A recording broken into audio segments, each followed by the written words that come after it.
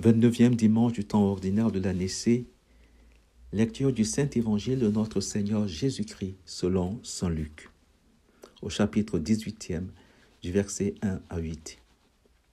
En ce temps-là, Jésus disait à ses disciples une parabole sur la nécessité pour eux de toujours prier sans se décourager. Il y avait dans une ville un juge qui ne craignait pas Dieu et ne respectait pas les hommes. Dans cette même ville, il y avait une veuve qui venait lui demander « Rends-moi justice contre mon adversaire ». Longtemps il refusa, puis il se dit « Même si je ne crains pas Dieu et ne respecte personne, comme cette veuve commence à m'ennuyer, je vais lui rendre justice pour qu'elle ne vienne plus sans cesse m'assommer. » Le Seigneur ajouta « Écoutez bien ce que dit ce juge dépourvu de justice. Et Dieu ne ferait-il pas justice à ses élus qui crient vers lui jour et nuit? Les fait-il attendre? Je vous le déclare, bien vite il leur fera justice. Cependant, le Fils de l'homme, quand il viendra, trouvera-t-il la foi sur la terre? » J'aimerais lire pour vous la deuxième lecture de ce 29e dimanche, parce qu'elle nous rappelle ô combien la parole de Dieu est béatifiante et ô combien la lectio divina, lire la parole de Dieu, écouter la parole de Dieu pour accueillir en nous l'incarnation même du Verbe et accueillir en nous l'Esprit de Dieu. La parole de Dieu spire l'amour, spire l'esprit, verbum spirans amorem, une parole qui communique l'esprit pour que nous puissions contempler la divinité sans la diminuer. Écoutez donc la lettre de Saint Paul apôtre à Timothée de ce 29e dimanche de deuxième lecture. Bien-aimé, demeure ferme dans ce que tu as appris. De cela, tu as acquis la certitude, sachant bien de qui tu l'as appris. Depuis ton jeune âge, tu connais les saintes écritures. Elles ont le pouvoir de te communiquer la sagesse en vue du salut par la foi que nous avons en Jésus-Christ. Toute l'écriture est inspirée par Dieu. Elle est utile pour enseigner, dénoncer le mal, redresser, éduquer dans la justice. Grâce à elle, l'homme de Dieu sera accompli, équipé pour faire toutes sortes de bien. Cette parole qui nous élève, qui nous connaturalise à Dieu, parce qu'elle est le Verbe qui spire l'amour, verbum spirans amorem. Ces paroles que je vous dis sont esprit et elles sont vie. Or, l'esprit nous est donné par Jésus pour nous élever vers la contemplation de la vérité tout entière. Magnifique. Au cœur de cet évangile, il y a une question. La question est celle que Jésus soulève. Il faut prier sans se décourager. Autrement dit, Dieu exauce-t-il toutes nos prières? Cette question, je pense que nous l'avons tous. On se l'est posée tous un jour. Dieu exauce-t-il toutes nos prières? Rends-moi justice contre mon adversaire. Longtemps il refusa. Même si je ne crains pas Dieu et ne respecte personne, comme cette veuve commence à m'ennuyer, je vais lui rendre justice. Il conclut en disant, Dieu, écoutez bien ce que dit ce juge dépourvu de justice, et Dieu ne ferait pas justice à ses élus qui crient vers lui jour et nuit. Les fait-il attendre? Je vous le déclare, bien vite, il leur fera justice. Or, nous nous sommes tous un jour demandé si Dieu écoutait nos prières. À ce propos, saint Augustin va répondre en disant « Dieu n'écoute pas toutes nos prières pour 3 raisons. Dieu n'écoute pas nos prières si nos demandes sont mauvaises. Dieu n'écoute pas nos prières, dit saint Augustin, si nous demandons d'une mauvaise manière. Et Dieu n'écoute pas nos prières, dit saint Augustin, si nous sommes mauvais nous-mêmes. » Mauvaise demande, mauvaise manière de demander et mauvais nous-mêmes. Mais cela ne résout pas totalement le problème. Alors, pour répondre à cette question, Dieu écoute-t-il nos prières? Pour comprendre ce qui est dit dans cet évangile, priez sans cesse, car Dieu fait justice à ses élus sans les faire attendre. Il faut donc comprendre, comme pour tout ce qui concerne Dieu, qu'il y a toujours deux approches. L'approche par la cause efficiente, l'efficacité de nos prières. L'efficacité de nos prières, c'est bien ce que nous rappelle le psaume. Et d'abord la première lecture de ce dimanche. Quand Moïse tenait la main levée, Israël était le plus fort.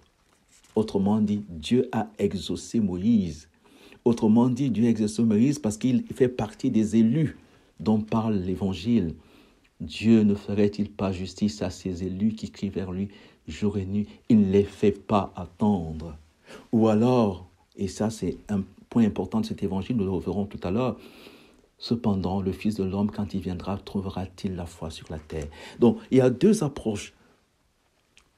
Dit le psaume, du point de vue de l'efficacité, Dieu est tout-puissant et il est miséricordieux, il est bon, donc il devrait exaucer toutes nos prières. Et le psaume d'aujourd'hui dit, « Je lève les yeux vers les montagnes, d'où le secours me viendra-t-il? Le secours me viendra du Seigneur qui a fait le ciel et la terre. » Alors, si c'est vrai, tout simplement, pourquoi souvent nous pensons que Dieu n'écoute pas nos prières? Est-ce que Saint Augustin a tout dit? Mauvaise demande, mauvaise manière, mauvais nous-mêmes. Est-ce que cela nous dit toute la vérité sur la prière, qu'il faut comprendre de deux manières? Oui. Et la deuxième manière d'envisager la prière, et c'est là où on va voir que Dieu exauce toutes nos prières quand elles sont contemplatives.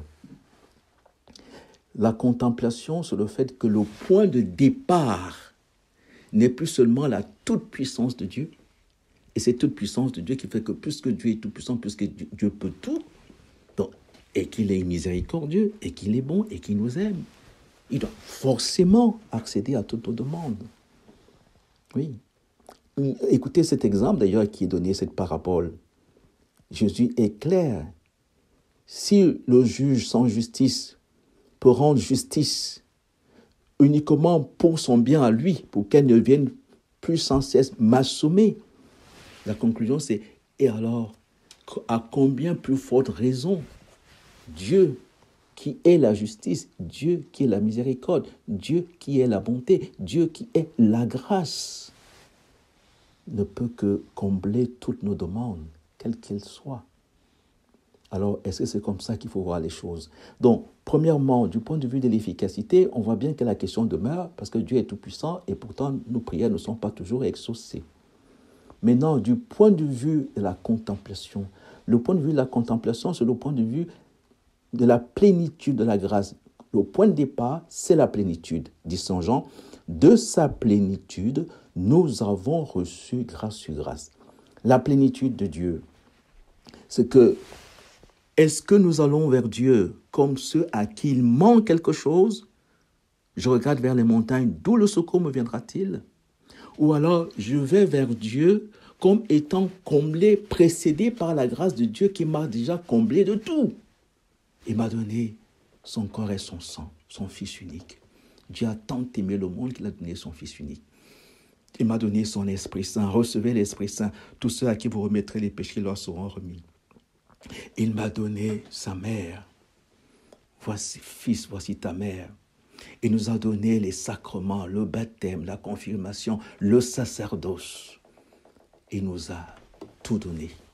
Question. Quand nous prions, que disons-nous à Dieu?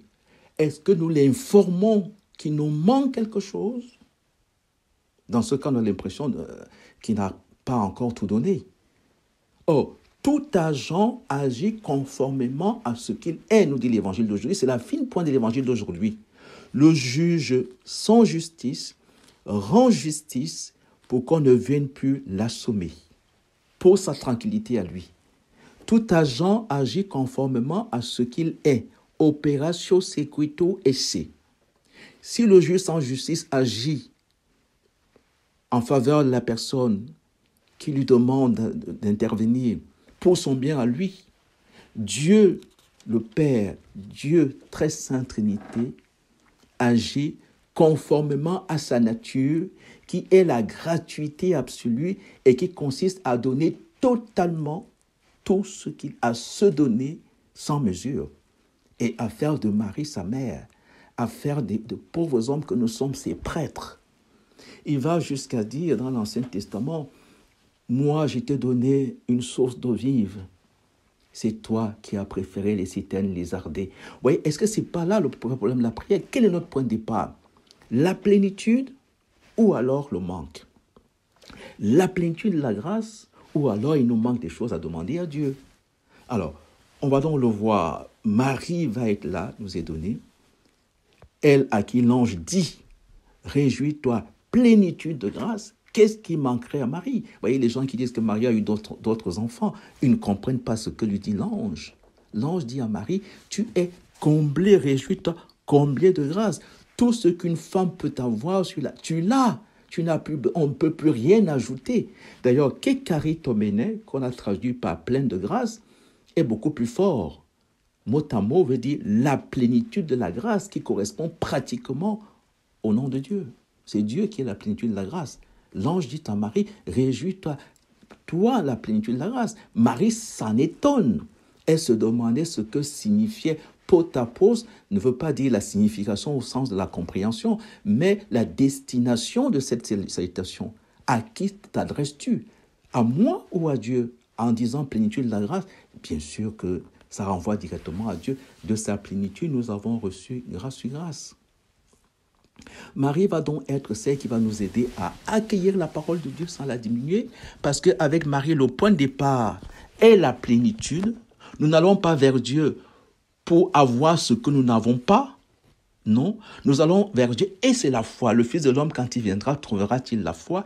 La foi, nous dit l'Épître aux Hébreux, c'est la substance des réalités que nous espérons. C'est déjà là, tout est là, la substance des réalités. La question va donc être, la prière consiste à demander à Dieu de nous ouvrir les yeux comme les disciples d'Emmaüs pour le reconnaître, de nous ouvrir le cœur pour accueillir sa parole en toute la vérité, toute sa lumière, tout son amour. Nous n'allons pas vers Dieu comme des gens qui attendent quelque chose. Nous ne sommes pas dans l'Ancien Testament, on attendrait le Messie. Nous sommes dans le Nouveau Testament où le Verbe s'est fait chair, il a habité parmi nous, où nous avons reçu tout. Alors la question, est-ce qu'il me manque quelque chose ou alors c'est moi qui n'ai pas accueilli ce que Dieu a voulu donner? La lumière est venue dans le monde, les hommes ont préféré les ténèbres. Je vous ai donné, moi, la source d'eau vive, vous avez préféré vos citernes lézardées. Nous avons dans la parabole les deux fils, le fils aîné et l'enfant prodigue, qui parlent de la plénitude et se plaignent. Il quitte la plénitude, le fils aîné. Se plaint alors que le père lui dit, tout ce qui est à moi est à toi. Est-ce que la prière consiste à demander comme le fils aîné, donne-moi un chevreau? Le père dit, mais tu es pusillanime, mon cher fils. Tu as la totalité, tout ce qui est à moi est à toi. Comment peux-tu croire qu'il te manque quelque chose au point de demander quelque chose qui est inférieur à ce que je voudrais te donner? Voilà le problème de la prière. Voilà le grand mystère de la foi. Nous avons célébré il y a quelques jours Sainte Marguerite Marie. Jésus lui dit, apparaît l'aumônial, je ferai de toi l'héritière de mon cœur. Imaginez-vous qu'une fois qu'elle a entendu ça, elle se met à demander à Jésus des choses qui sont inférieures à ce qu'elle a reçu. Est-ce que nous ne sommes pas ingrats vis-à-vis de Dieu qui a donné tout, la totalité? Il a donné la totalité et nous cherchons des petites choses, nous cherchons des miettes alors que nous avons la totalité. Et c'est toute la pédagogie divine, toute la beauté de la parole de Dieu, elle est là. Dieu est la gratuité de la gratuité. Dieu est la contemplation de la contemplation. Du point de vue contemplatif, nous avons tout reçu et donc la prière devient action de grâce magnificat. Du point de vue de l'efficacité, nous aimerions que Dieu se plie à nos petites demandes, mais nos demandes sont plus petites que ce que Dieu voudrait nous donner. Et pour finir, du point de vue mystique, écoutez ce que donne l'Évangile. Rends-moi justice contre mon adversaire, c'est la parole de Jésus au Père par rapport à son adversaire, le démon qui est venu tromper ses frères et sœurs que nous sommes. Le démon qui est venu détruire le chef-d'œuvre de Dieu. Père, rends-moi justice contre mon adversaire. Et le Père lui répond, oui, même si ce n'est pas parce que eux, ils méritent, je le ferai parce que toi, tu es mon fils bien-aimé. Et en le faisant pour toi, je le ferai pour toi. Mais il faut qu'ils aient la foi et qu'ils croient que je crois en eux, qu'ils croient que tout ce qui est à moi est à eux. Dieu a tant aimé le monde qu'il a donné son Fils unique et de sa plénitude, nous avons tous reçu grâce sur grâce.